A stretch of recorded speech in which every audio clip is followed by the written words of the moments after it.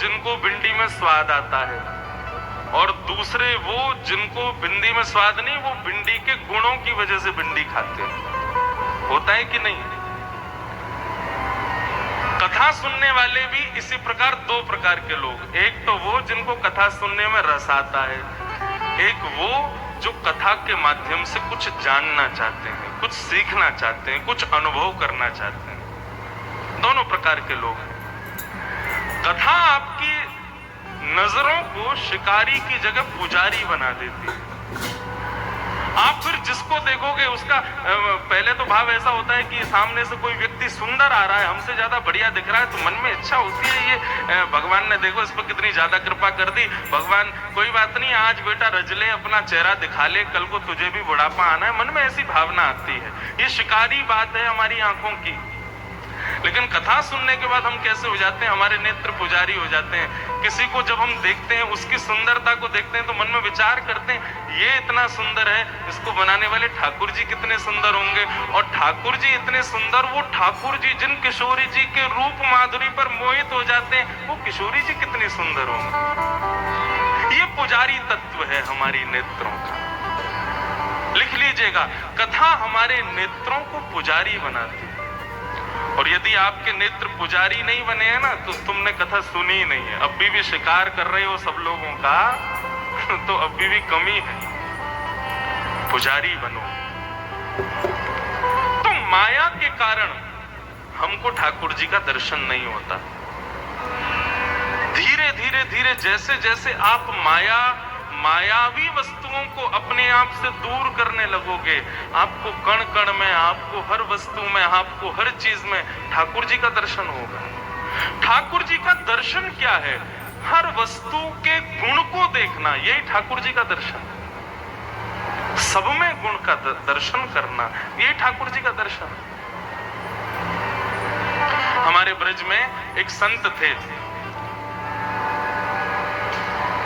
श्री पंडित गया प्रसाद जी महाराज। उनकी ऐसी ऐसी बातें बताई जाती हैं कि हम उस स्थिति में पहुंच ही नहीं सकते जिस स्थिति में वे थे। उनका नियम क्या था? गोवर्धन में रहते थे और गोवर्धन में नित्य उनका भजन, जैसे कोई माला जपता है, कोई नियम करता है, कोई हवन रोज करता है, सबके नियम होते हैं। उनका नियम क्या था? वो रोज गोवर्धन की तलेटी में झाड़ू लगाते थे। उनसे किसी ने पूछा, बाबा आप पूरे गोवर्धन में झाड़ू लगाते हो, उसके पीछे कोई कारण? तो इतना सुंदर उत्तर देते थे, वे कहते थे, अरे तुम नहीं जानो, मेरो कन्हैया आज भी लीला करवे, यहाँ गोवर्धन की तलेटी में आवे तो यहाँ लोग कूड़ो कचड़ो कर जामे, कांटे इनको छोड़ जामे, ये कीट कंकड़ पत्थर लाला के पैरन में चुभ जाते होंगे, या हमारे में रोज सोईनी करके लाला के काजे या तलेटी को पवित्र कर दूं, शुद्ध कर दूं, बाकी लीला के काजे या को निर्माण कर दूं। उनकी दृष्टि देखो, उनके मन का भाव है कि आज भी ठाकुर जी यहाँ लीला करते हैं, उनको कहीं कीट पत्थर कंकड़ लगे ना, इसलिए रोज सोईनी करते हैं। एक दिन तो हद हो गई, एक कोई महात्मा आए, उनकी कुटिया पर पहुंचे तो कुटिया पर महाराज जी नहीं मिले। किसी से पूछा, महाराज जी कहाँ हैं? बोले सोईनी करने गए, झाड़ू लगाने गए। जैसे तलेटी में जाकर के देखा तो बाबा एक कोने में बैठ करके रो रहे थे, रुदन कर रहे थे। उन्होंने पूछा, बाबा आप रो क्यों रहे हो?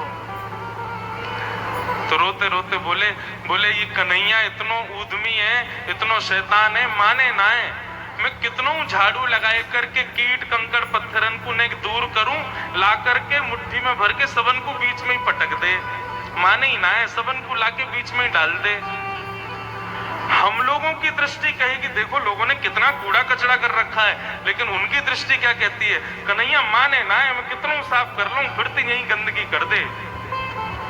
ये दृष्टि, ये माया से विलग लोगों की दृष्टि ऐसी होती है।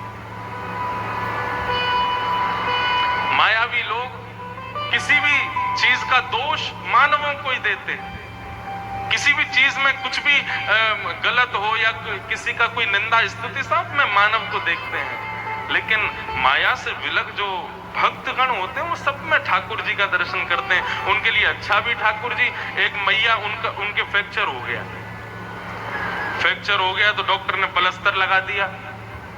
प्लास्टर लगा दिया तो घर लौट करके आई, आकर के अपने मंदिर में जब व्हील चेयर पे गई तो ठाकुर जी से बोली, मैंने तुम्हारी इतनी सेवा करी, मैंने तुमको इतना नहलाया धुलाया, तुम्हारी सेवा में कोई कमी नहीं छोड़ी और तुमने मेरा पांव तोड़ दिया। बच्चे कहने लगे, मैया ठाकुर जी ने थोड़ी तोड़ा, तुम गीले फरस पे चल रही थी, फिसल गई तो टूट गया। अरे तू नहीं जाने, ये सब यही ने किया है, ये सब यही करे और यही मेरे पाम को ठीक करेगा, और यदि याने मेरा पाम ठीक नहीं किया तो मैं भी पत्थर से याको पाम तोड़ दूंगी।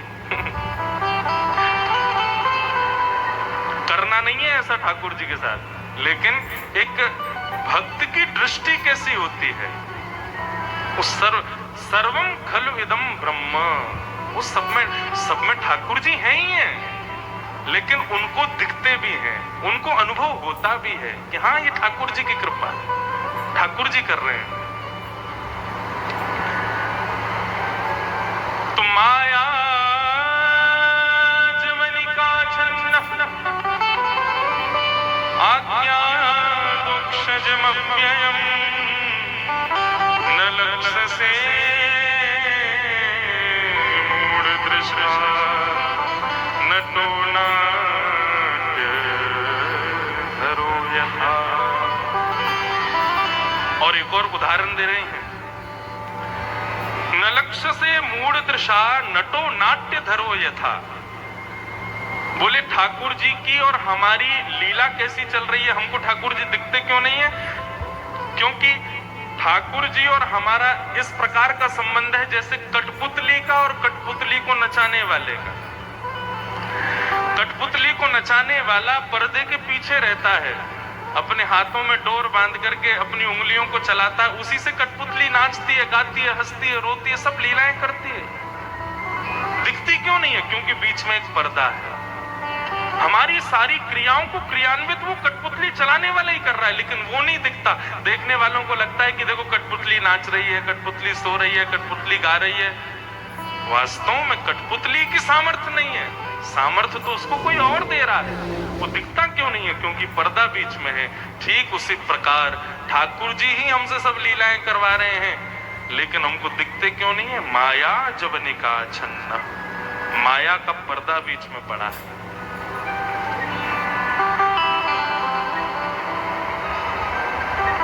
इस प्रकार कुंती ने दूसरा उत्तर दिया। भगवान बोले, अच्छा बुआ एक बात बताओ, अगर हम भगवान हैं तो हम किसके लिए पृथ्वी पर आते हैं? राक्षसों के लिए आते हैं कि भक्तों के लिए आते हैं? हमें बताओ। तब कुंती उत्तर देती है, तथा परमहंसानां मुनीनां अमलात्मनां भक्तियों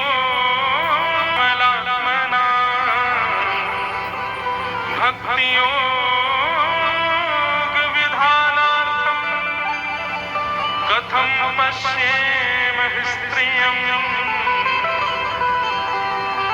कुंती उत्तर दे रही है, बोले हे प्रभु, आप राक्षसों के मारने के लिए पृथ्वी पर नहीं आते हो,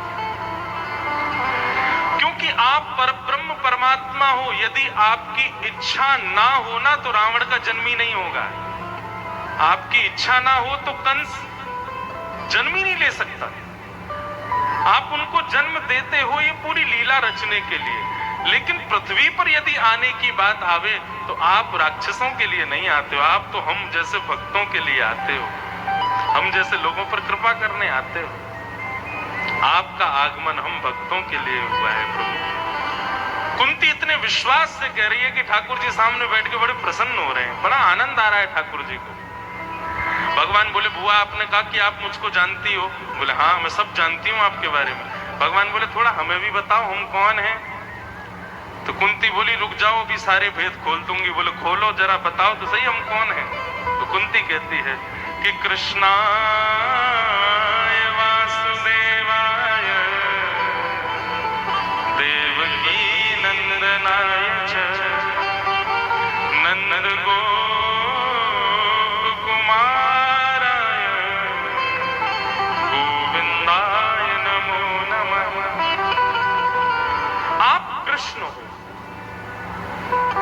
कृष्ण शब्द का अर्थ क्या होता है?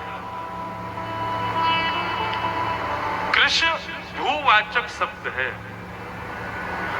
पृथ्वी पर रहने वाले प्रत्येक मानव को कृषि कहा जाता है। केवल किसानी करने वाले कृषि नहीं, हम सब भी कृषि, क्योंकि पृथ्वी ही हमारा पोषण करती है। तो कृषि भूवाचक शब्द और न निवृत्तिवाचक शब्द, मतलब कि जिस नाम को बोलने से पृथ्वी पर रहने वाले हम मानवों की निवृत्ति हो जाती है, वो है कृष्ण। आप कृष्ण हो, आप वसुदेव नंदन हो, वासुदेव। देवकी नंदनाय च, आप देवकी के पुत्र हो। और नंद गोप कुमाराय, नंद यशोदा के भी आप बालक हो। मैं सब जानती हूं, आप एक के पुत्र नहीं हो, आप दोनों के पुत्र हो। गोविंदाय नमो नमः। हे गोविंद, मैं आपको प्रणाम करती हूं। बंधुओं, ये गोविंद नाम जो है ना भगवान का, बहुत ध्यान से सुनिएगा। जैसे कि घर के एक सदस्य को सब लोग अलग अलग नाम से पुकारते हैं, एक ही व्यक्ति को कोई बड़े बुजुर्ग होंगे तो वो उसको, जैसे सब लोग अपना अपना नाम रख देते हैं ना, जो एक ही बालक का बड़े बूढ़े उसको लाला कह करके पुकारते हैं। छोटे लोग जो होते हैं वो उसको किसी और प्रकार से बुलाते हैं। हर घर में कुछ ना कुछ अलग अलग नाम ना होकर के अलग अलग चीजों से उसको पुकारते हैं। ऐसे ही बंधुओं, ठाकुर जी को पुकारने के लिए सहस्त्र नाम है, अलग अलग नाम है। हर प्रकार के व्यक्ति के लिए अलग अलग तरीके के नाम है। तो एक गोविंद नाम किसको बोलना चाहिए? जो बुजुर्ग हो गए हैं, जो अपनी वृद्धावस्था में हैं, उन लोगों को ठाकुर जी को गोविंद कहकर के पुकारना चाहिए। कुंती ये बात कह रहे हैं। क्यों कन्हैया, गोविंद कहकर के क्यों पुकारना चाहिए आपको? तब कुंती ही इसका उत्तर देती हैं कि गौशाला में गाय जब मुख से आवाज निकालती है ना, तो गौशाला में सेवा करने वाले ग्वारिया को पता होता है कि कौन सी गाय बुला रही है। किसी गाय के बुलाने पर वो जाए या ना जाए, लेकिन गौशाला की जो सबसे वृद्ध गाय है, जिसके अब बालक नहीं हो सकते, जो अब दूध नहीं देती, जो केवल एक कोने में खड़ी खड़ी केवल अपनी सेवा कराती है, तो वृद्ध गाय का एक नियम होता है, वो मुख से आवाज बहुत कम निकालती है, बस चारा खाती है और बैठी रहती है। लेकिन यदि कभी वृद्ध गाय बोलती है तो गौशाला का जो ग्वारिया होता है ना, वो तुरंत जाता है, अरे आज ये कैसे बोली। ठीक उसी प्रकार हे कन्हैया, ये पूरा जो पृथ्वी है ना, ये तुम्हारी गौशाला है, और यहाँ पर इतनी सारी गाय हैं, सब तुमको पुकारते हैं, लेकिन तुम जाओ ना जाओ कोई गारंटी नहीं। लेकिन यदि तुमको कोई गोविंद कहकर के पुकारता है, तो तुमको लगता है कि कोई आर्त भाव से पुकार रहा है, कोई अतिवृद्ध मुझे पुकार रहा है, तो अतिवृद्ध के भाव से तुम गोविंद नाम सुन करके दौड़े चले आते हो। इसलिए मैं तुमको गोविंद कहकर के पुकार रही हूं। एक प्रकार से कह दूं तो कोई बड़ी बात नहीं, गोविंद बार बार बोलने वाले व्यक्ति की जल्दी मुक्ति हो जाती है। मतलब जिसको जाने की तैयारी है, वो आज से ही गोविंद नाम का जाप शुरू कर दें, तो उनके कुछ ही दिन में विमान आ जाए। तुमने युवावस्था में ही गोविंद कहना शुरू कर दिया तो फिर तैयार हो जाना। देखो, ऐसा बात नहीं है, ये एक विनोद की बात है। लेकिन हाँ, ये जरूर है कि जब आपको लगे ना कि अब संसार से निवृत्ति चाहिए, तो गोविंद कहना शुरू कर देना। Govind is just like a emergency call. Thakur ji को आप कॉल कर रहे हो, भाई गोविंद गोविंद गोविंद। ठाकुर जी, अच्छा हो गए तुम निवृत्त? बोले हाँ, मैं निवृत्त हूँ, जाने के लिए तैयार हूँ। तो गोविंद नाम का जब कीर्तन करोगे, ठाकुर जी तुरंत ले जाएंगे अपने साथ। गोविंद शब्द का अर्थ क्या होता है? गो यानी कि ज्ञान। गो शब्द के अनेक अर्थ होते हैं। गो यानी इंद्रियां, हमारी जो इंद्रियां हैं इनको भी गो कहते हैं। विंद माने रक्षक। हे कन्हैया, हमारी ये इंद्रियां अब संसार के माया में बड़ी फंस रही हैं, उसी से ही ये बर्बाद होती जा रही हैं। हे गोविंद, हमारी इंद्रियों की रक्षा करो। रक्षा मतलब हमारी इंद्रियों को अपनी भक्ति में लगाओ, इनको तल्लीन करो, इसलिए गोविंद नाम है। और और ठाकुर जी को बहुत प्रिय भी है। कोई उनको गोविंद कहता है, ठाकुर जी को बहुत अच्छा लगता है, इसलिए गोविंद कहो।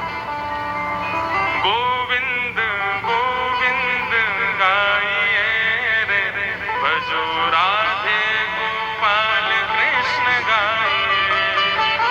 हे गोविंद गोविंद गाइए रे, भजो राधे गोपाल कृष्ण गाइए। गोविंद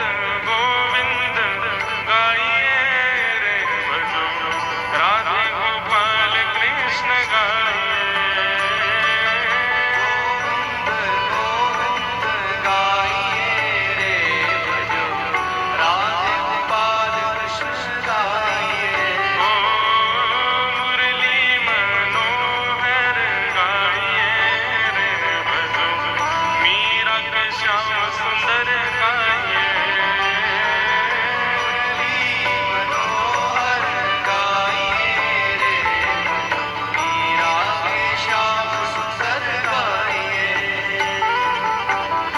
तो गोविंद नाम ठाकुर जी को अति प्रिय है। अब यहां से स्तुति थोड़ी गंभीर हो जाती है। अभी तक तो हंसते हंसते कुंती स्तुति कर रही थी, लेकिन भगवान ने एक दो बार जब अपने रथ की ओर देखा तो कुंती को लगा अब इनको जाने की इच्छा है। तो कुंती ने थोड़े गंभीर भाव में ठाकुर जी के सामने प्रस्तुत किए अपने मन के भाव।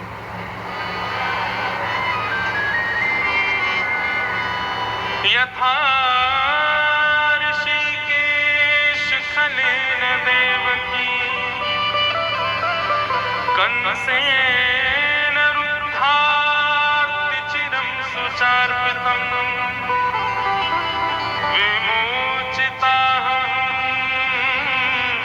च सहात्मजा विभो, त्वयैव नाथेन मुहुः विपद्गणा। कन्हैया, बहुत ध्यान से सुनना बंधु।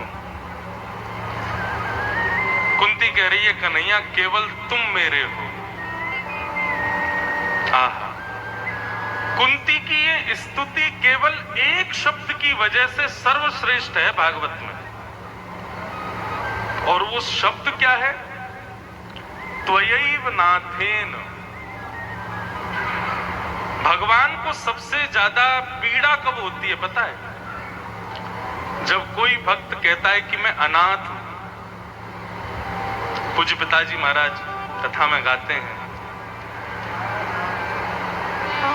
नाथ तू अनाथ को अनाथ कौन मोसो, मोह समान आरत नहीं, आरत हर तो सो, तू दयालु दीन हो, तू दानी हो भिखारी, तू दयालु दीन। कोई व्यक्ति यदि अनाथ कह दे ना खुद को, ठाकुर जी को बहुत पीड़ा होती है। उनका नाम ही नाथ है। ठाकुर जी कह रहे तुम मेरे होते हुए अपने आप को अनाथ कैसे कह सकते हो? मैं जगतनाथ हूं, जगन्नाथ हूं, सबका नाथ हूं। आप कहोगे ये कैसे पॉसिबल हो सकता है? अरे भाई, जो जमीन बंजर होती है ना, जिसका कोई मालिक नहीं होता, सरकार अपने आप उसको अपने अंडर में ले लेती है। इसी का मतलब जिसका कोई नहीं होता वो ठाकुर जी का है, ऑटोमेटिक हो जाता है ठाकुर जी का। भगवान कहते तो तुमने अपने आप को अनाथ कैसे कहा?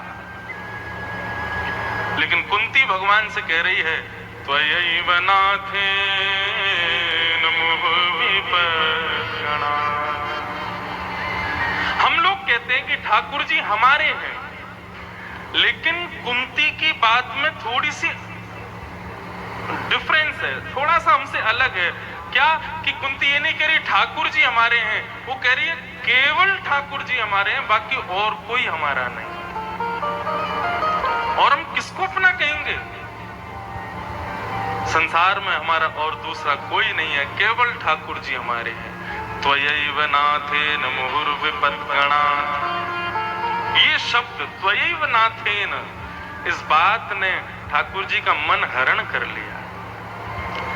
ठाकुर जी के नेत्र सजल हो गए। बोले बुआ, मैं मान गया कि तुमने मुझे अपना सर्वस्व दे दिया है, अब मैं तुम्हें कुछ देना चाहता हूं, मुझसे कुछ मांग लो।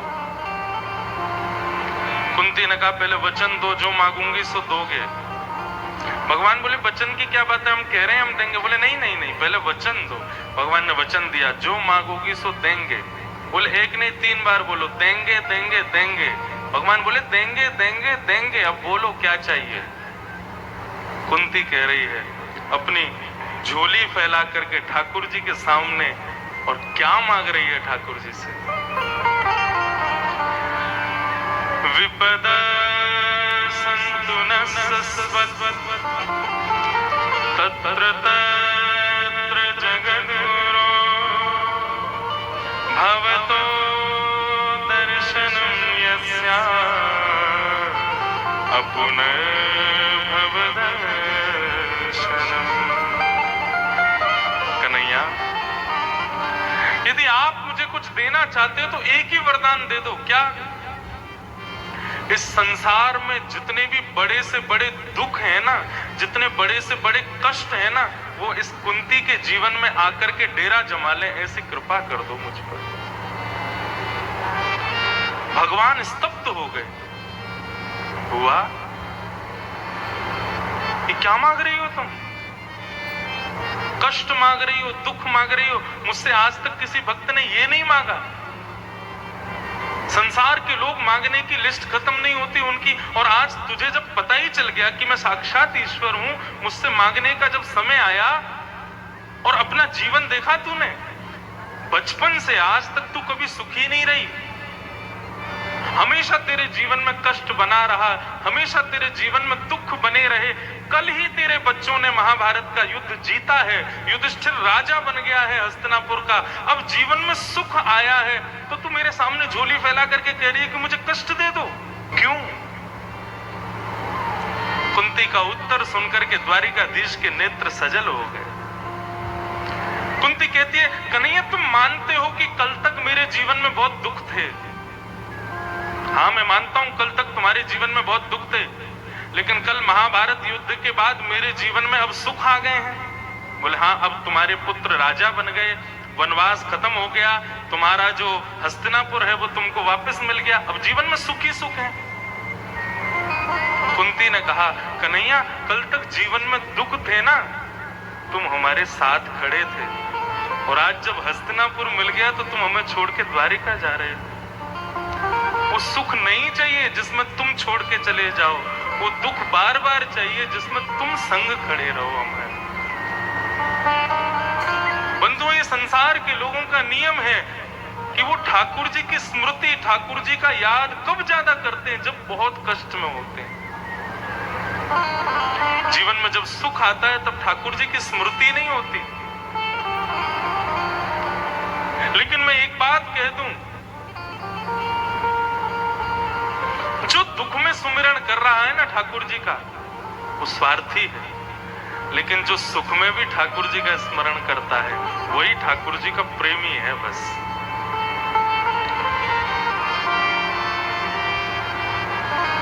कोई कहता है मैं बहुत बड़ा करोड़पति, मेरे पास में इतनी सारी गाड़ियां, मेरा इतने बड़े बैंक बैलेंस, मेरे इतने बड़े बड़े घर, इनको संपत्ति नहीं कहते हैं।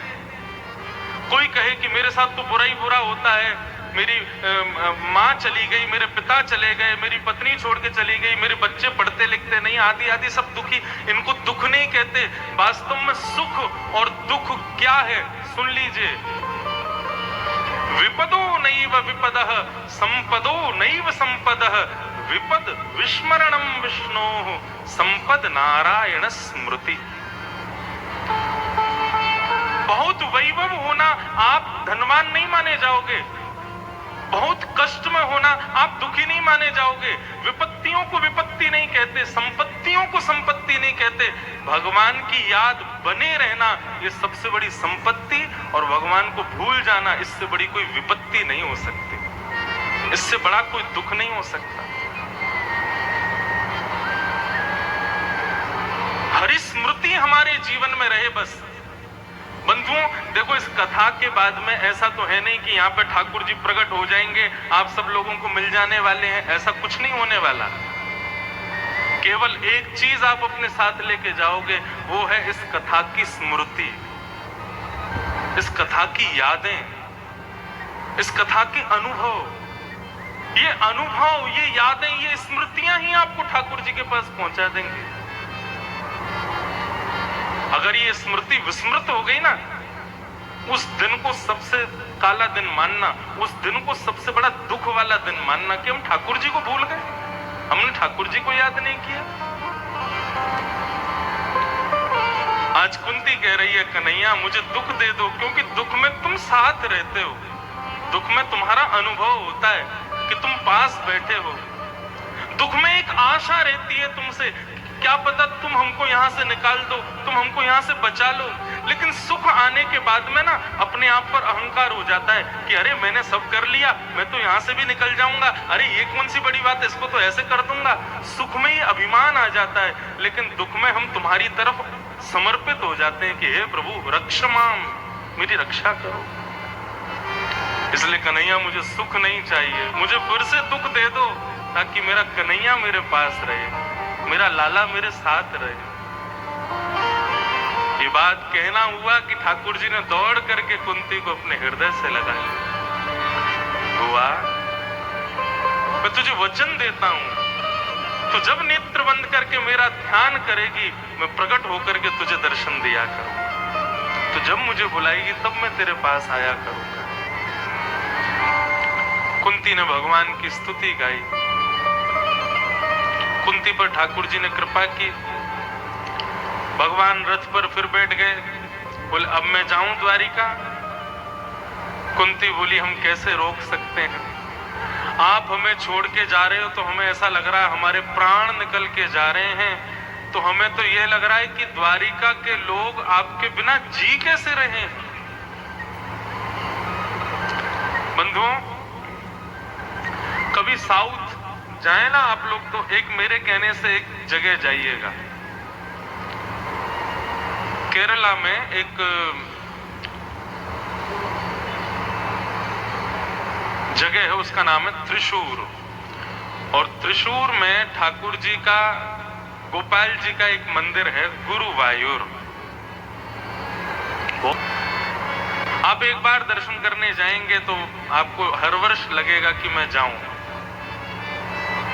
मेरा तो बहुत मन है कि मैं 2-3 साल से तो नहीं जा पाया, पहले हर साल जाता था गुरुवायूर दर्शन करने। बहुत सुंदर दर्शन है। गुरुवायूर मंदिर की स्थापना बहुत वर्ष पहले हुई, लेकिन वहां का एक सुंदर एक कथानक, एक भाव है, वो मैं थोड़ा सा सुना दूं। भगवान के दर्शन का वियोग कैसा होता है। ठाकुर जी जब महाभारत युद्ध के लिए द्वारिका छोड़कर के हस्तिनापुर आ गए, तो कुछ दिन में ही द्वारिका के लोगों को एक वायरस हो गया था, एक महामारी द्वारिका में फैल गई थी। और वो महामारी कैसी महामारी थी, ठाकुर जी के दर्शन ना होने की वजह से द्वारिका के लोगों को बुखार होता था, ज्वर चढ़ता था, और ज्वर के कारण उन लोगों के पूरे शरीर में कंपन होता था, और उस ज्वर वाले व्यक्ति को, कंपन वाले व्यक्ति को दूसरा कोई देखता था तो उसको भी हो जाता था, उसको भी ठाकुर जी की याद आती थी। रुक्मणी जी ने जब ये देखा तो ठाकुर जी को पत्र लिखा। ठाकुर जी को पत्र में कहा कि आपके दर्शन के वियोग में द्वारिका के लोगों की स्थिति बड़ी खराब हो रही है। तो भगवान ने कहा कि एक काम करो, देवताओं के जो वैद्य हैं, अश्वनी कुमार, उनको बुलाओ। देवताओं के वैद्य आ गए। वैद्यों ने आकर के मरीजों को देखा। ये भी हो गया कि लोगों के प्राण निकलने लगे ठाकुर जी के वियोग में। तो अश्वनी कुमार ने आकर के रुक्मणी जी से कहा, इसका कोई उपचार नहीं है, इसका एक ही उपचार है। क्या? ठाकुर जी वापस आ जाएं, अपना दर्शन दे दें, तभी इन लोगों के प्राण बचेंगे, नहीं तो ये धीरे धीरे द्वारिका में सब मर जाएंगे। ऐसे ठाकुर जी के दर्शन का वियोग।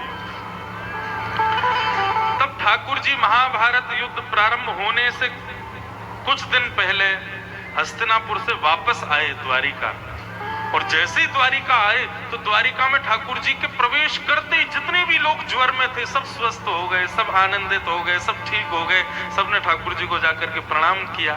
भगवान एक रात्रि सब द्वारिका के लोगों से मिले, सबको गले लगाया, सबसे प्रेम से बातें की। लेकिन भगवान रुक्मणी जी से कहने लगे, अभी तो सब ठीक है, लेकिन कल हमको वापस जाना है, तब क्या होगा? बोले, प्रभु कुछ करके जाओ, आप कोई व्यवस्था करके जाओ।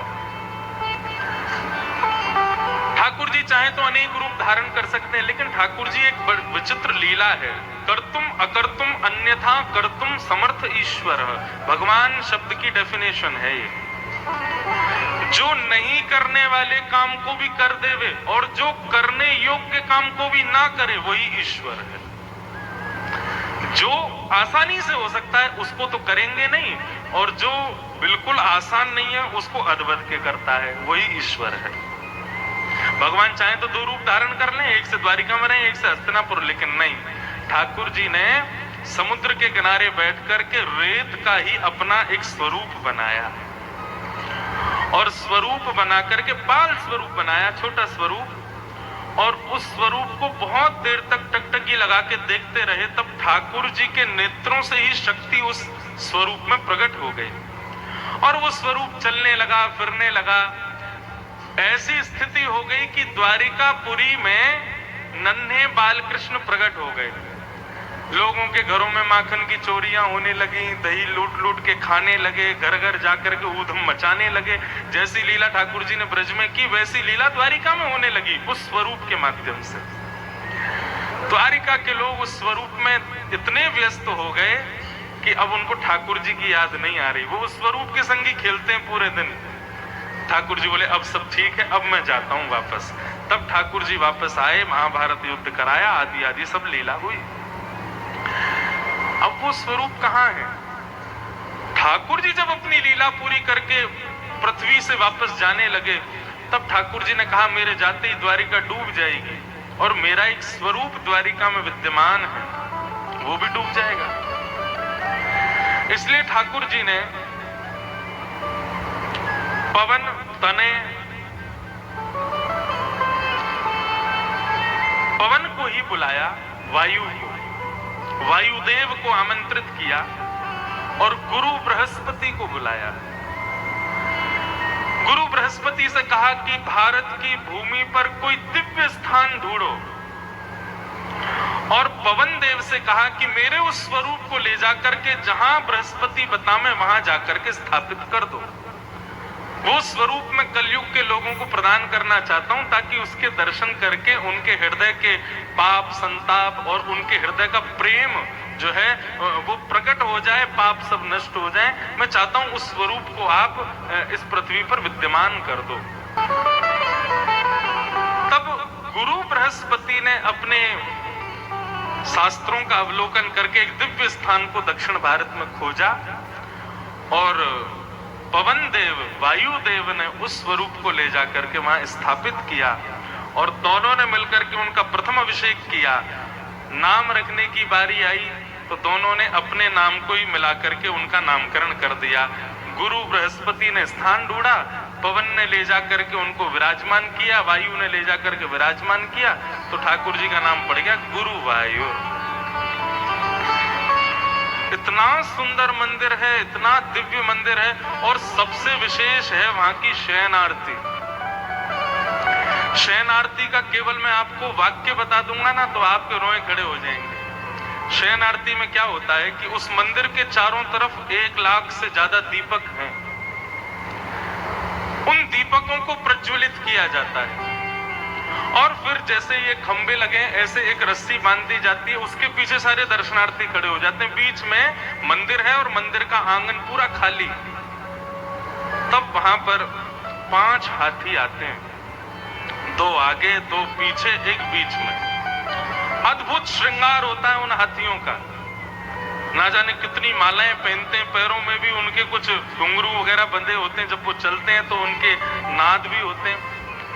आगे जो 2 हाथी होते हैं उन पर पुजारी खड़े होते हैं आरती लेकर के, पीछे जो 2 हाथी होते हैं उन पर पुजारी खड़े होते हैं चंवर लेकर के, बीच में एक पुजारी जो एक हाथी है, अंदर से पुजारी जैसे बैग हम लोग उल्टा टांग लें आगे की तरफ, ऐसे एक बैग सोने का स्वर्ण का एक बैग है, उसमें बीच में गुरुवायूर भगवान को बिठा करके वो पुजारी बाहर आते हैं।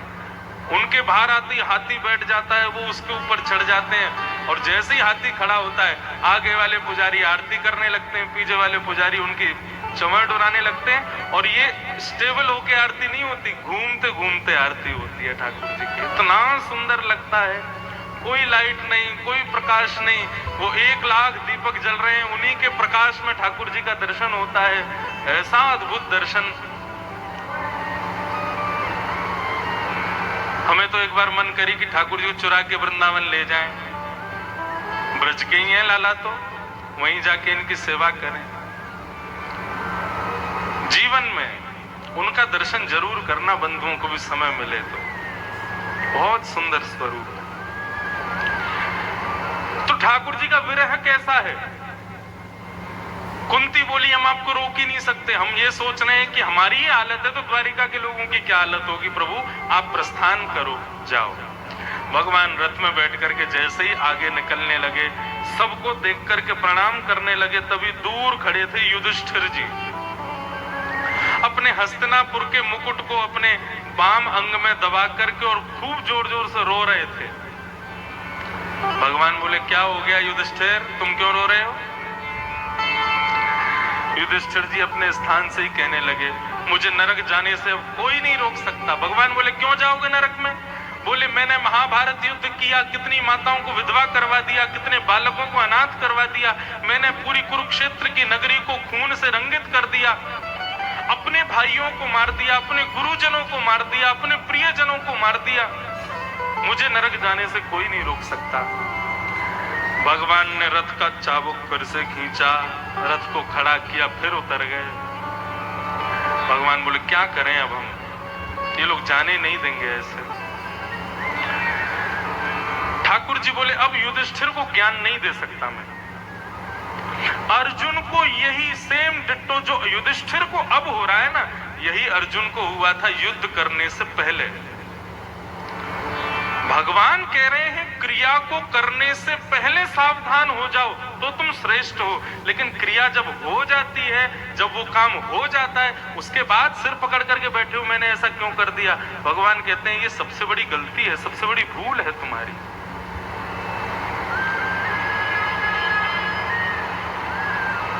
गीता में तो ठाकुर जी ने एक प्रकार से थोड़ा एक गलत शब्द भी कह दिया, बोले जो गलती करने के बाद में ग्लानि करते हैं ना, मैंने ऐसा क्यों कर दिया, हाय राम अब तो मेरा सब खत्म हो जाएगा। भगवान कहते हैं ना वो पुरुष है ना वो स्त्री है, कौन है अब समझ जाओ।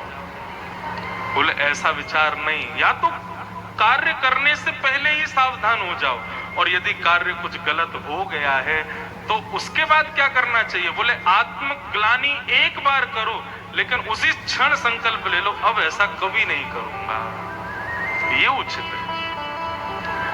अब युधिष्ठिर रो रहे थे दूर बैठ के, भगवान बोले मेरे पास इतना समय नहीं कि पूरी गीता इसको भी सुनाऊं।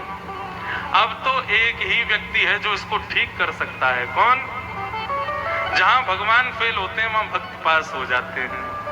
बोले रणभूमि में बाणों की सैया पर पौड़े हुए लेटे हुए मेरे परम भक्त भीष्म पितामह, वो मेरी प्रतीक्षा कर रहे हैं, वही इसके मन के मोह को दूर कर सकते हैं। भगवान बोले युधिष्ठिर चलो तुमको एक जगह लेके चलते हैं, उसके बाद हम द्वारिका जाएंगे। और युधिष्ठिर आदि पांडवों को सबको संग लेकर के भगवान पहुंच गए कहां? कुरुक्षेत्र की रणभूमि। उस रणभूमि में पहुंचे जहां पर बाणों की सैया पर लेटे हैं भीष्म पितामह। आप सब लोगों को पता ही है भीष्म पितामह को इच्छा मृत्यु का वरदान है। उनके पिता शंतनु ने उनको इच्छा मृत्यु का वरदान दिया, जब तक उनकी इच्छा नहीं होगी वो मर नहीं सकते। लेकिन भीष्म पितामह का कितना बड़ा लक है कि उन्होंने इच्छा मृत्यु के वरदान को कहां सफल किया। बाणों की सैया पे लेटे हैं, लेकिन उनकी इच्छा क्या है? बोले मैं कब मरूंगा? मृत्यु देवी सामने खड़ी है हाथ जोड़ के, मैं आ जाऊं? भीष्म पितामह बोले चुपचाप खड़ी रहे, अभी मत आना मेरे पास। बोले तो फिर कब आऊं मैं? बोले जब मैं ठाकुर जी का दर्शन कर लूं, उनको नेत्रों में भर के निहार लूं, उनको अपना बना लूं, जब इस संसार से अलविदा कहूंगा तब तुम मेरे को लेके जाना। जब तक ठाकुर जी नहीं आएंगे तुम खड़ी रहो यहीं पर। तब मृत्यु ने ही ये पूरा षड्यंत्र रचाया। युधिष्ठिर ने रोना शुरू कर दिया, भगवान से जाकर के बोले कि अब जल्दी करवाओ, मैं इसी के भरोसे खड़ी रहूंगी। भीष्म पितामह को जाके दर्शन दो। भीष्म पितामह बाणों की सैया पर लेटे हैं, तभी भीष्म पितामह को चंदन की सुगंधी आने लगी, नूपुरों की ध्वनि आने लगी, मंदम सुमंद सुगंधित वायु बहने लगी। भीष्म पितामह समझ गए द्वारिकाधीश आ रहे। अपनी नजरों को थोड़ा सा तिरछा करके देखा तो मोर मुकुट लहरा रहा है, पीली पीतांबरी लहरा रही है। उस पीली पीतांबरी में सांवरे सलोने कन्हैया पांडवों को संग लेकर के मुस्कुराते हुए एक प्रसन्न हासा अरुणलो चलो लसत, ऐसी प्रसन्नता पूर्वक भीष्म पितामह की ओर बढ़ते हुए आ रहे हैं। भीष्म पितामह के नेत्रों से आंसू बहने लगे। बंधुओं, जीवन हो तो भीष्म पितामह जैसा। जीवन में भले कुछ भी किया हो पितामह भीष्म ने, लेकिन अंत ऐसा किसी का नहीं हुआ जैसा भीष्म पितामह का हुआ। भगवान आकर के सामने खड़े हो गए। भीष्म पितामह भगवान को देख करके मुस्कुराने लगे। अब यहां भगवान भीष्म पितामह को देख रहे हैं, भीष्म पितामह भगवान को देख रहे हैं। बगल में खड़े हुए पांडव सोचने लगे ये दोनों अपना काम कर लेंगे, और युधिष्ठिर को जो मोह हो गया जिस वजह से वो रो रहा है वो कैसे पूर्ण होगा। तुरंत भगवान को हटा करके युधिष्ठिर सामने आ गया। पितामह मेरे मन का क्लेश दूर करो। पितामह ने ये नहीं पूछा कि तुम्हारा क्लेश क्या है। युधिष्ठिर के नेत्रों के आंसुओं को देख करके पितामह समझ गए कि ये रो क्यों रहा है। क्यों रो रहा है? बोले अपने किए हुए का पश्चाताप करके रो रहा है। पितामह बोले देख तेरे को पश्चाताप किस बात का ये मुझे नहीं पता, लेकिन मैं तुझसे केवल इतना कहना चाहता हूं, व्यक्ति बालक जब अपनी मां के साथ होता है ना तो उसका रुदन होता नहीं है। क्यों? क्योंकि उसको विश्वास है मुझे भूख लगेगी तो मेरी माँ मुझे भोजन करा देगी, मुझे नींद आएगी तो ये मुझे सुला देगी, मुझे कुछ और करना होगा तो ये सब करवा देगी। इसलिए माँ के पास ज्यादा बालक रोता, कोई और गोद में ले ले तुरंत बालक रोने लगता है। क्यों? उस पर बालक को विश्वास नहीं होता। युधिष्ठिर तुम्हारे साथ छाया की तरह खड़े हैं कन्हैया, अर्जुन के रथ के सारथी बन गए, तुमने शांति दूत बनाया तो शांति दूत बन गए। भीम इनको छोटा भाई मानता है तो ये छोटे भाई बन जाते हैं। जैसा तुम कहते हो वैसा करते हैं। जब तुमने अश्वमेध यज्ञ किया तो वहां पर सबके जूते उठाने की सेवा इन्होंने स्वीकार की। ये कन्हैया तुम्हारे साथ हाथ से हाथ मिलाकर के पैर से पैर मिलाकर के चल रहे हैं, तब भी तुम रो रहे हो। मुझे लगता है तुम इनके स्वरूप को भी जानते नहीं हो। कौन है? ए सबई भगवान साक्षात दत्यो नारायण कुमार। ए अर्जुन, तू इनको शांति दूत बोलता है, और मैंने देखा था तूने महाभारत युद्ध में क्या कहा था, सेनयोर भयोर मध्य रथम स्थापयमिच्युत। तुमने प्रार्थना नहीं की थी कन्हैया से, तुमने आज्ञा की थी कन्हैया को कि मेरे रथ को ले जाकर के उभय सेना के बीच में खड़ा कर दीजिए कन्हैया, मैं देखना चाहता हूं किससे युद्ध करना है। उस समय मेरे भीतर ज्वाला उठ गई थी, मैं चाहता तो तुमको एक बाण में नष्ट कर देता। अर्जुन, तुम इनको क्या समझते हो? ये कौन है? साक्षात नारायण है। तुम लोग भाग्यशाली हो कि अर्जुन, युधिष्ठिर, भीम, नकुल, सहदेव ये तुम्हारे साथ खड़े हैं। तुम इनके मूल्य को नहीं समझ रहे हो। बंधुओं, प्रश्न आता है, ठाकुर जी ने पांडवों का इतना संग क्यों किया? ये पांडव कौन है? ऐसी क्या विशेषता है इन पांडवों में कि जो कौरवों में नहीं थी? कौरवों का पक्ष यदि कभी आप देखोगे तो कर्ण के आप फैन हो जाओगे, भीष्म पितामह के आप मुरीद हो जाओगे, इतने बढ़िया बढ़िया वहां पर भी थे। लेकिन ठाकुर जी पांडवों के पक्ष में क्यों? इसका एक आध्यात्मिक पक्ष समझिए, बहुत ध्यान से सुनिएगा।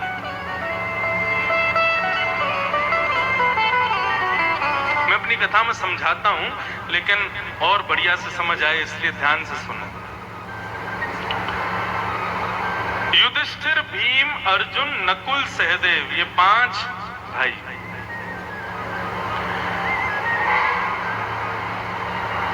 इन 5 भाइयों के भीतर एक एक गुण विद्यमान है। युधिष्ठिर का गुण क्या है? युधिष्ठिर का गुण है धर्म। इसीलिए आप लोग कभी सुनते होंगे धर्मराज युधिष्ठिर। उनका गुण क्या है? धर्म। भीम का गुण क्या है? बल। बहुत बलवान है भीम। घटोत्कच के पिताजी बहुत बलवान। तो युधिष्ठिर का गुण धर्म, भीम का गुण बल, अर्जुन का गुण उसका निर्मल स्वभाव, उसका वो बहुत जल्दी कहते हैं ना कि बहुत जल्दी दयावंत, दया नहीं कहेंगे, बहुत जल्दी करुणा करने लगते हैं, उनका निर्मल स्वभाव। तो धर्म, बल, स्वभाव। और नकुल का गुण है बुद्धि। नकुल बहुत बुद्धिमान है। और सहदेव का गुण है स्वरूप। सहदेव बहुत सुंदर है। ये 5 गुण इन 5 पांडवों में है।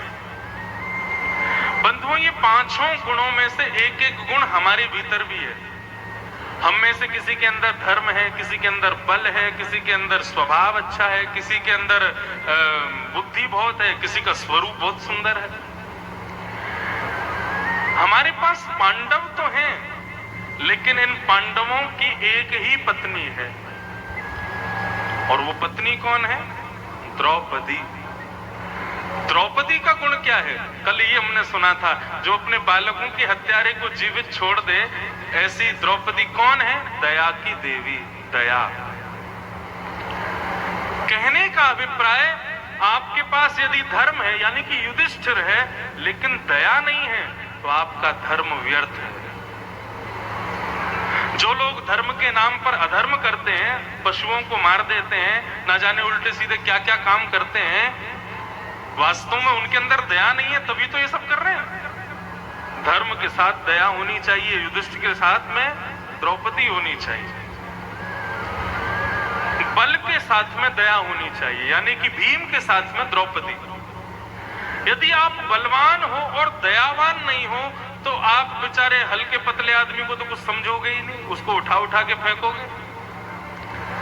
बल के साथ में दया होनी चाहिए, नहीं तो बल रक्षण नहीं करेगा, बल भक्षण करेगा। बल कंस में भी है और बल कृष्ण में भी है, लेकिन कंस के बल में दया नहीं है, कृष्ण के बल में दया है। दया यानी कि बल के साथ में दया, भीम के साथ में दया, द्रौपदी। स्वभाव में दया होनी चाहिए। स्वभाव निर्मल है, लेकिन दयावंत भी होना चाहिए। नहीं तो कई लोगों के स्वभाव देख करके तो बड़े जल्दी पिघल जाते हैं, लेकिन बाद में उनका स्वभाव बदल जाता है गिरगिट की तरह। ऐसा नहीं, दयावंत होना चाहिए। तो दया, स्वभाव में दया होनी चाहिए। धर्म में दया, बल में दया, स्वभाव में दया। फिर आता है बुद्धि।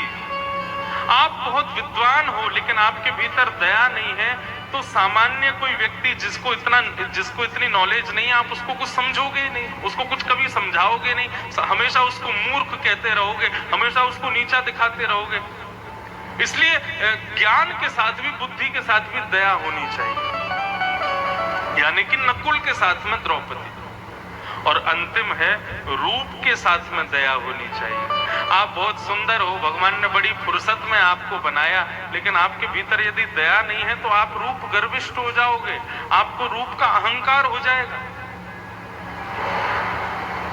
कहने का अभिप्राय, भगवान आपके रक्षक कब बनेंगे पांडवों की तरह? जब आप अपने गुण को दया से जोड़ दोगे। यदि आप अपने गुण को दया से नहीं जोड़ोगे तो ठाकुर जी आपकी हम सबकी महाभारत चल रही है, मेरी भी महाभारत चल रही है, आपकी भी महाभारत चल रही है। सबके जीवन में ऐसा कोई हो ही नहीं सकता किसी की महाभारत ना चल रही हो। सब दुखी हैं, किसी ना किसी से युद्ध में लगे हुए हैं, लेकिन उस युद्ध में तुम्हारी विजय कब होगी? जब दो लोग तुम्हारे जीवन में आवे, पहली द्रौपदी यानी कि दया, दूसरे कृष्ण यानी कि ज्ञान। इस बात का मनन कीजिएगा, बहुत बड़ी बात है। तो युधिष्ठिर भीष्म पितामह ने समझाया कि साक्षात नारायण है, इन पर विश्वास करो। जब इन्होंने सब करवाया है तो फिर तुम दुखी क्यों हो रहे हो युधिष्ठिर? 5 प्रकार के धर्म बताए भीष्म पितामह ने।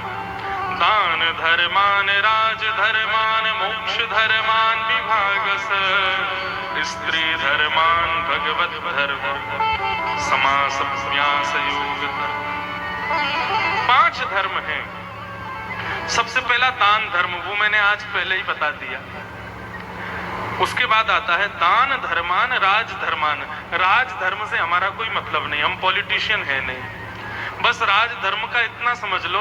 आप लोग बोलोगे महाराज जी ये लोग कितना झूठ बोलते हैं नेता लोग, फिर भी इनके जीवन में सब अच्छा ही अच्छा क्यों होता है? बढ़िया गाड़ी, बढ़िया घर, बढ़िया प्रॉपर्टी, सब कुछ अच्छा। ये झूठ नहीं बोलेंगे तो इनका राजधर्म नष्ट हो जाएगा। यही राजधर्म है कि इनको अपनी गद्दी के लिए लड़ना पड़ता है, झूठ बोलना पड़ता है, बस यही राजधर्म। भ्रातापि भ्रातरम हन्यात, यहां तक कि यहीं पर सीमित नहीं है, भाई भाई को भी झूठा ठहरा सकते हैं गद्दी के लिए। इनको दोष नहीं लगता, इनको पाप नहीं लगता झूठ बोलने में, क्योंकि राजधर्म में है। दान धर्मान, राज धर्मान, और तीसरा आया मोक्ष धर्म। बहुत ध्यान से सुनिएगा, मोक्ष धर्म क्या है?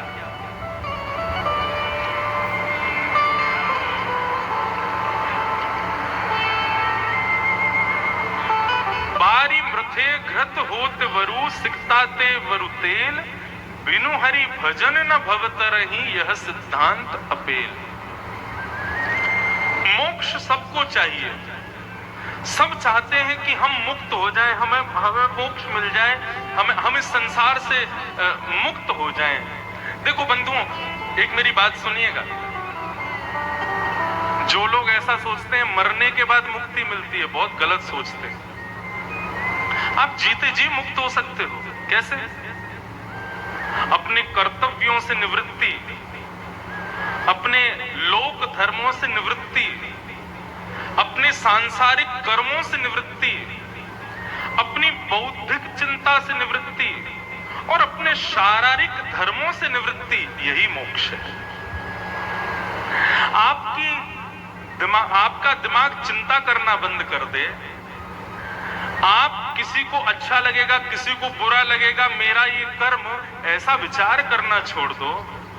आपके शरीर को व्यवस्थाएं अव्यवस्थाओं से फर्क पड़ना बंद हो जाए तो आप मुक्त हो, जीते जी मुक्त हो। यही मोक्ष है। हम लोग मोक्ष किसको मान लेते हैं? बोले शरीर छूट जाए, उसके बाद संसार से हम उड़ करके भगवान के पास चले जाएं, वो मोक्ष है। लेकिन शास्त्र आज्ञा करते हैं जब तक इस संसार में रहते हुए इन सब से निवृत्त नहीं हो जाओगे तब तक तुमको मोक्ष नहीं मिलेगा। मोक्ष 2 स्थिति में मिलता है, या तो अंते नारायण स्मृति, मतलब अंतिम श्वास लेते समय तुम भगवान का नाम बोल दो, या फिर दूसरा है कि जीते जी अपने समस्त कर्मों से, अपने कर्तव्यों से निवृत्त हो जाओ। 2 स्थिति में मोक्ष प्राप्त होता है। मोक्ष धर्म भगवत भजन से प्राप्त होता है। अच्छा एक बात बताएं, भजन जरूरी क्यों है? क्योंकि अंत राम कहीं आवत नाही, जन्म जन्म मुनि जतन कराही, अंत राम कही आवत नाही। लोग जीवन भर खूब जतन करते हैं कि अंत में हमारे मुख से भगवत नाम निकल जाए, लेकिन 99.9% हम लोग फेल हो जाते हैं। जब हमारे प्राण निकलने वाले होते हैं उस समय भगवान की याद नहीं आती, बाकी सब याद आ जाते हैं। ये शास्त्रों ने प्रमाणित किया है कि आपको उस समय भगवान याद नहीं आएंगे, बाकी सब याद आ जाएगा। तो फिर क्या करें? हमारे जीवन भर की कथा सुनना, जीवन भर का व्रत करना, नियम करना, भजन करना, ये सब व्यर्थ हो जाएगा? नहीं। ठाकुर जी इसका बहुत सुंदर उत्तर देते हैं। भगवान कहते हैं जो जीवन भर मेरी खूब कथा सुनते हैं, मेरा खूब भजन करते हैं, मेरे खूब संतों की सेवा करते हैं, ब्राह्मणों की सेवा करते हैं, मेरी खूब आनंद से सेवा करते हैं, ऐसे लोग यदि अंतिम क्षण में मेरा स्मरण नहीं कर पाते तो उनकी मृत्यु के समय मैं उनका स्मरण कर लेता हूं, मैं उनकी स्मृति कर लेता हूं, मैं उनको याद कर लेता हूं। मान लो कोई बहुत बड़ा भगवत भक्त खूब भजन करता है, अब आजकल अटैक बता के तो आता नहीं, मैं आ रहा हूं, सावधान हो जाओ, भगवान का नाम शुरू कर दो, वो कभी भी आ जाता है। यदि किसी ने बहुत भगवत भजन किया और उसको रात में सोते सोते अटैक आ जाए तो उसकी मृत्यु की अंतिम श्वास जब निकल रही होती है तब भगवान उसको याद कर लेते हैं। तो भगवान जिसको याद कर ले उसको भी मुक्ति प्राप्त होती है। तो हम बार बार ठाकुर जी का नाम संकीर्तन क्यों करते हैं, ठाकुर जी को याद क्यों करते हैं, ठाकुर जी की कथा क्यों सुनते हैं? कहीं ठाकुर जी की लिस्ट में हमारा नाम पहुंच जाए। हाँ, कोई इंद्रेश नाम का एक वक्ता है, कथा करता है, और यदि उनके मन में भी हमारा नाम आ जाए कि कोई इंद्रेश नाम का वक्ता है तो मेरी मुक्ति तो कन्फर्म है।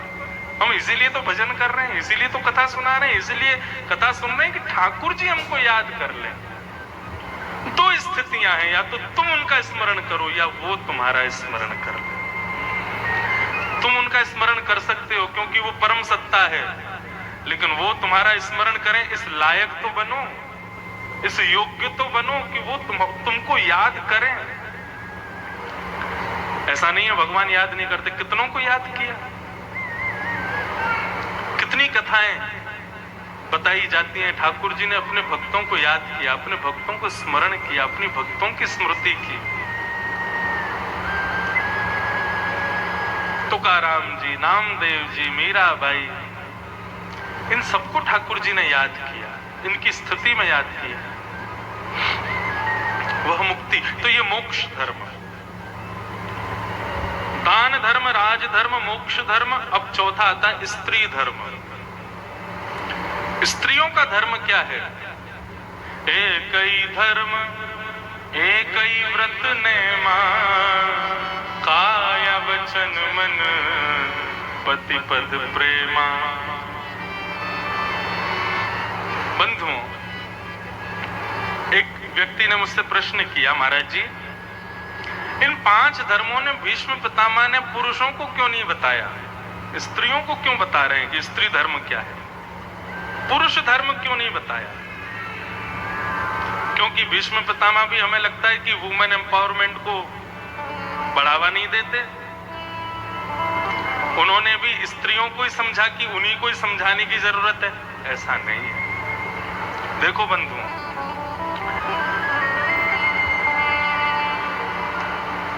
भगवान ने 14 रत्न निकाले थे समुद्र मंथन। उन 14 रत्नों में एक रत्न था लक्ष्मी। लक्ष्मी यानी कि माताएं। पुरुष नहीं निकला था। हमको भी हड़ताल करनी चाहिए कि हम क्यों नहीं निकले समुद्र मंथन में, हम क्यों नहीं आए बाहर। माताएं, लक्ष्मी का प्रादुर्भाव समुद्र मंथन से हुआ। माताओं का प्रादुर्भाव आगे कथा आती है, वो तो वाम अंग से ब्रह्मा जी के से माताओं का जन्म हुआ, लेकिन हम क्या कहते हैं, ये लक्ष्मी है। लक्ष्मी का प्रादुर्भाव कहां से हुआ? समुद्र मंथन से हुआ। और लक्ष्मी क्या है? वो रत्न है, मतलब माताएं रत्न है। रत्न की बहुत केयर करनी पड़ती है, बहुत सुरक्षा करनी पड़ती है, कहीं चोरी ना हो जाए, कहीं किसी की नजर ना लग जाए, कहीं कुछ। इसलिए यहाँ पर प्रायोरिटी देते हुए केवल माताओं को समझाया जा रहा है, स्त्री धर्म। और दूसरा कारण यह है पुरुष का जन्म केवल एक घर के कल्याण के लिए होता है, लेकिन माताओं का जन्म 2 घर के कल्याण के लिए होता है। जब तक ब्याह नहीं होता तब तक पिता का कल्याण करे, और जब ब्याह हो जाए तो अपने पति के परिवार का कल्याण करे। लड़का तो एक ही घर का कल्याण करता है बस, अपने माता पिता भाई बंधु बस, लेकिन लड़की जिस घर में जन्म लेती उसका भी पूरी जिम्मेवारी उसी के ऊपर, और जहां ब्याह करके जाएगी उसके घर की जिम्मेवारी भी। दोनों के कल्याण का दायित्व, पुरुषों पर तो कोई दायित्व है ही नहीं, माताओं पर ज्यादा दायित्व है।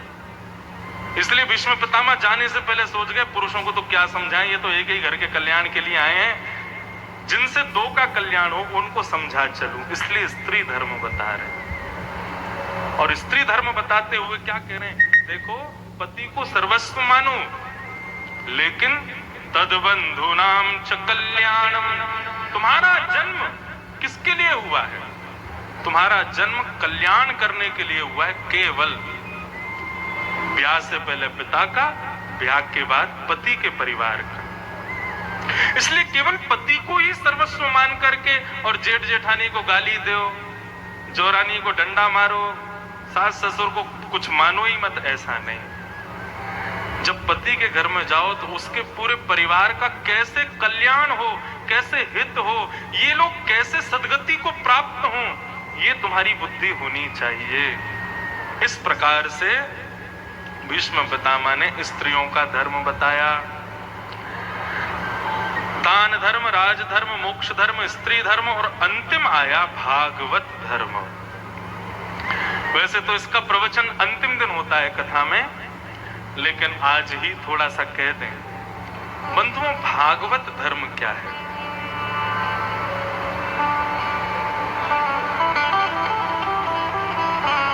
कायेन वाचा मनसेन्द्रियैर्वा बुद्ध्यात्मना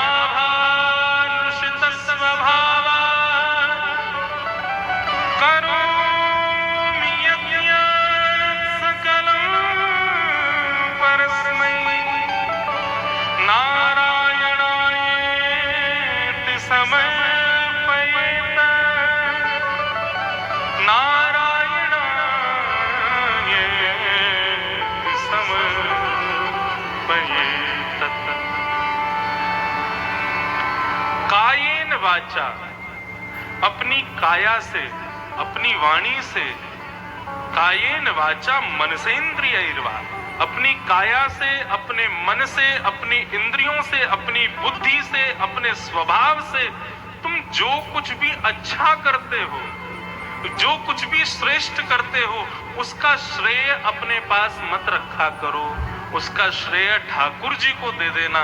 यही भागवत धर्म है। मुदगल जी कहें मैंने देखो कितनी बढ़िया कथा कराई, नहीं, आपने नहीं करवाई।